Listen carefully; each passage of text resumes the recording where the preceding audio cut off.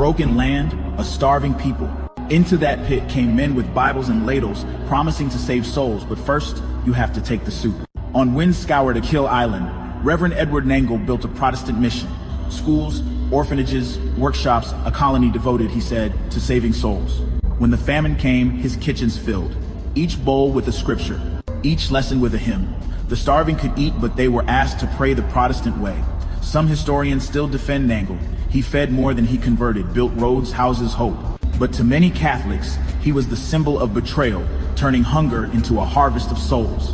They called it the Achill Colony of Converts.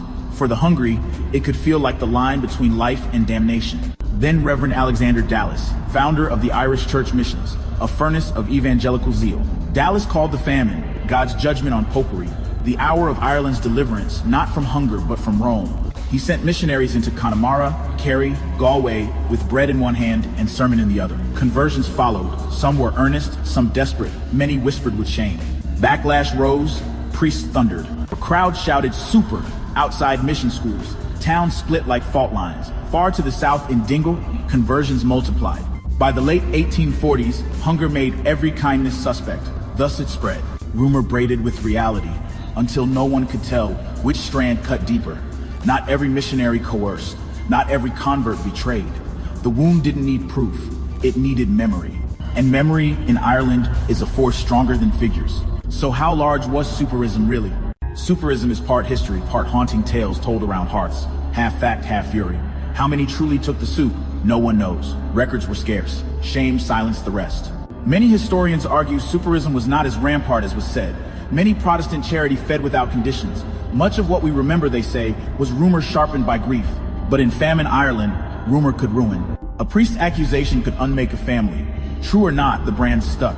Shunned in church, denied Catholic burial, erased from the community heart. So perhaps Soupérism wasn't everywhere, but the fear of it was, and fear does its own damage. Some refused food altogether, choosing a martyr's hunger over a convert's meal. Better the coffin than the ladle. Even those who accepted aid without converting lived under suspicion. The famine ended, the kitchens closed, the shame stayed. It seeped into slang, jokes, curses. Soupér, one word, a century of disgust. History says the phenomenon was small. Memory insists it was huge. In Ireland, memory rarely obeys historians. And the strongest evidence for memory is the voices that survived it. Asenath Nicholson, an American widow, walked the starving roads with a Bible and a bag of bread, alone. I went from cabin to cabin, she wrote, famine in every face. Where I could not feed them, I gave tears. She saw mission bowls offered with scripture and mothers who refused the soup rather than risk their children cursing the Virgin.